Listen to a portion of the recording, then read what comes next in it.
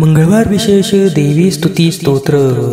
नमस्ये पुंडरीकाक्षीं देवीं परमदेवतां कालीं त्रिनेत्रां वरदां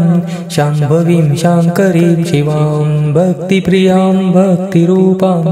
भवानीं भववल्लभां भैरवीं भीमवदनां भीमां भीमाननां शुभां वैष्णवीं विष्णुरूपां च विष्णुकार्यकरीं क्रियां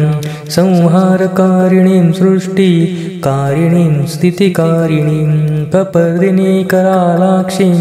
चन्द्रशोभितमस्तकां श्यामां श्वेतां तथा गौरीं विचित्रां चित्रसुन्दरीं कौमारीं शक्तिदात्रीं च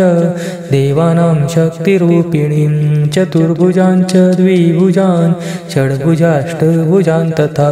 देवीं दशभुजां कालीं बाहुषोडशसंयुताम् अष्टादशभुजां कालस्वरूपां लक्षनेत्रिणीं सहस्रचरणां कोटिच्छविं निष्फलरूपिणीं स्थूलां शुद्धां च सूक्ष्मां च खर्वां चाथ महत्तमां दीर्घजिह्वामप्रमेयां स्तवनीयां बृहच्चिलां कामरूपां कामगमां मन्त्ररूपां जगन्मयीं ब्रह्माण्डकोटिजठरां सर्वमाकाशवासिनीं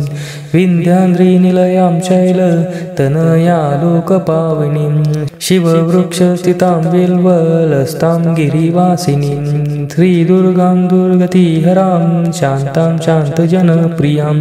पद्मलयां च पद्माक्षीं सहस्रदलवासिनीं त्वं स्वाहा त्वं स्वधा त्वं ह्रीस्त्वं बुद्धिस्त्रिविधस्पृशुः